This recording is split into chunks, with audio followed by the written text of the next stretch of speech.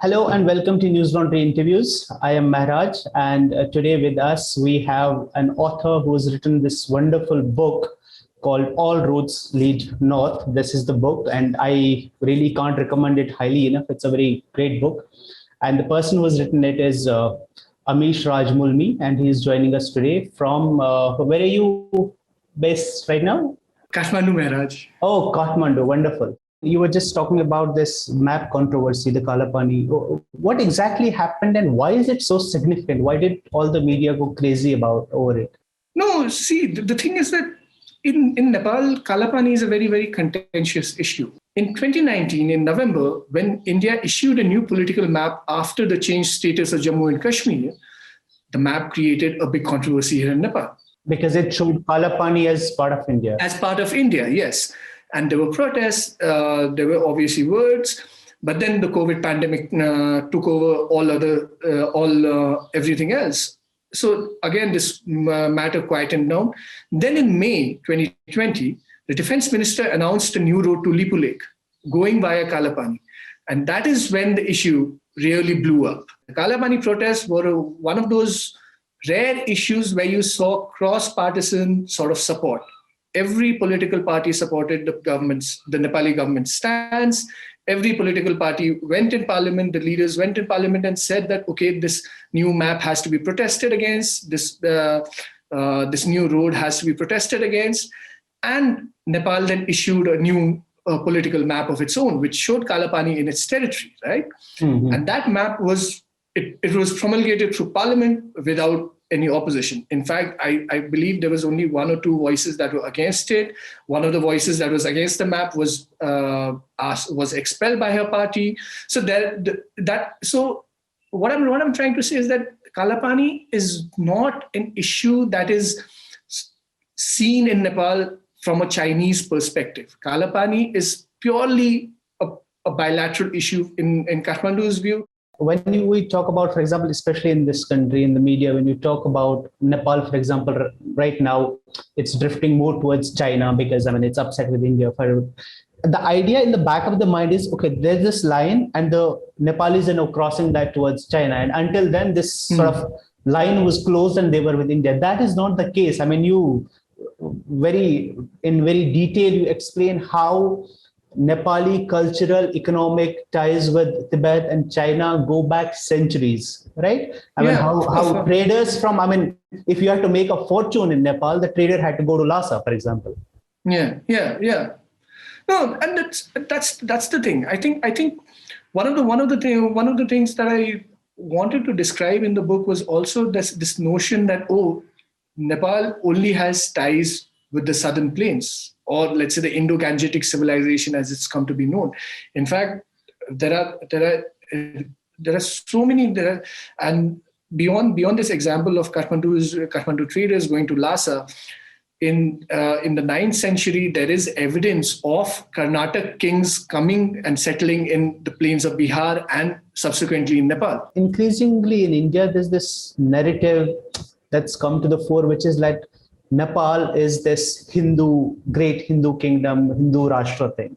But you very well explained that that's not the case. It has this rich, say, Buddhist heritage, Muslim heritage, and it didn't only have it in the past, it is still there. All these trends coexist. It isn't this giant Hindu rashtra or a mini Hindu rashtra, which India wants to model itself on. I think it's a very interesting idea, no? Nationalism demands that you sort of oppose others, no? One of the key components of nationalism, any sort of nationalism, is that there always has to be another that you have to oppose. We are not like them. It's a reactive ideology. We are not like them. Yes. Yeah. And I think even of course in India you can see that, but among the Nepali hill cultures, it is so evident that you say that, okay, what is the one distinction? I've argued this earlier, that what is the one distinction of Nepali civilization according to, let's say, our ruling elite, is that we are not like India or we are not like Tibet either. We are unique, and that has been one of the driving sort of forces of Nepali nationalism. And I don't think, yes, there is this statist idea, now it's very, very evident, of course, in India. And there is a sort of section of population here in Nepal as well that's saying, oh, Hindu Rashtra is Nepal's identity, and I don't agree. I think even while Nepal was a Hindu state, it was a major fiction, because what used to happen was that when we were told as kids that, oh, Nepal is over 90% Hindu, the census never enumerated the religions, the local religions of the people, and instead incorporated them all under the Hindu umbrella. Now, let me ask a very typical Indian media sort of a question. Why is Nepal cozying up to China? The Kathmandu political establishment is growing closer to China for obvious reasons. Let's say there was Indian political management in the post-conflict years, which peaked with the 2015 blockade. The 2015 blockade obviously accelerated that turn or the determination of the Kathmandu establishment, the political establishment, to sort of decouple itself from India economically and politically as much as possible. Then we come to the second part of the thing. Why is it that the Nepali people look towards China as a better neighbor, or let's say as a better neighbor vis-a-vis India? I think half of it also points to this sort of narrative that has been engineered, that has been constantly engineered in India, in Nepal, among the Nepali population by Nepali political leaders, that India does not have Nepali interests at heart. And that, I think, that idea needs to be corrected as soon as possible. I cannot emphasize this enough. At the same time, it's China. Come on. Everyone is awed by the way they have been growing, the way they're making things, the way they're building bridges, airports. Lhasa airport gets, I think, more traffic than Kathmandu airport. And Lhasa is at 3,800 meters. And that is saying something. You have a bullet train, you have a train that is going at 250 kilometers an hour plus from Beijing all the way to Lhasa. And there is permanent train tracks at 15,000 feet. Where has this been done? And so basically, there's a lot of material benefit also to the relationship. Of course. You mentioned this in the book also, that Nepal's sort of drift from India, if drift is the right word, it's driven by the very same elite that India has sort of cultivated for so long. The Nepali political elite, it's a very interesting term. You look at the Maoists, right? I'll give you a simple example. When the civil war was going on, all the top Maoist leaders were hiding out in India, right? I know that, for example, Pushpa, Kamal, Dahal, Prachanda, and Baburam were both in Delhi. I know that a couple of leaders were towards Sikkim side. One of them was arrested, I believe, in Chennai. So all of them were operating out of India.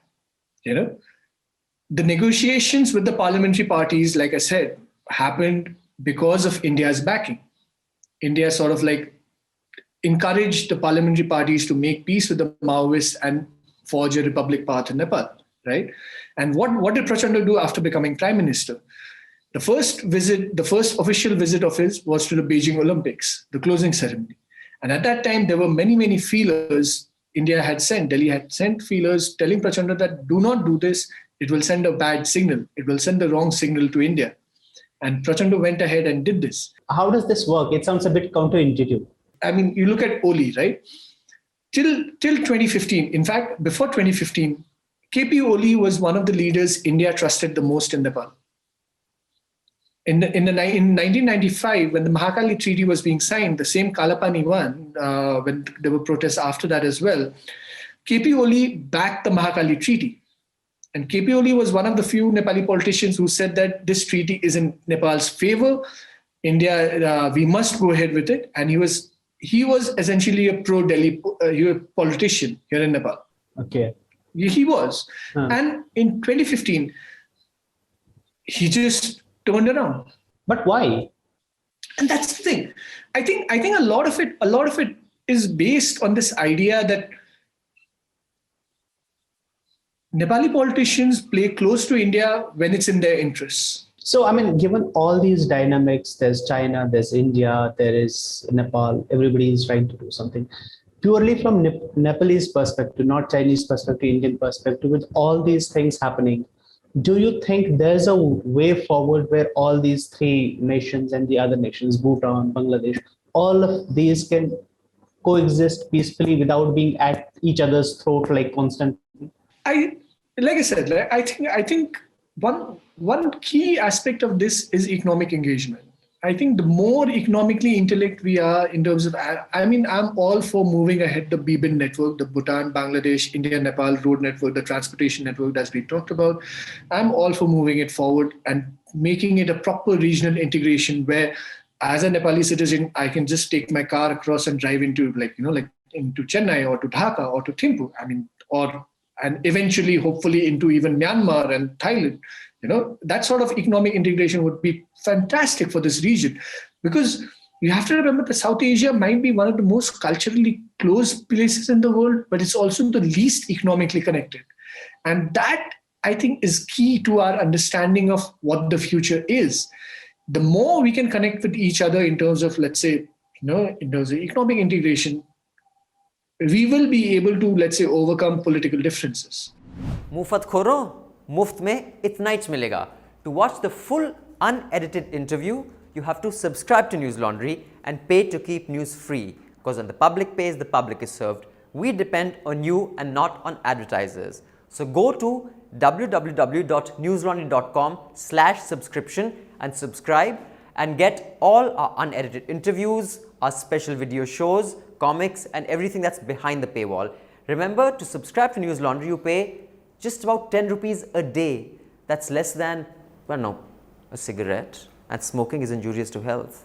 So subscribe and watch the full interview.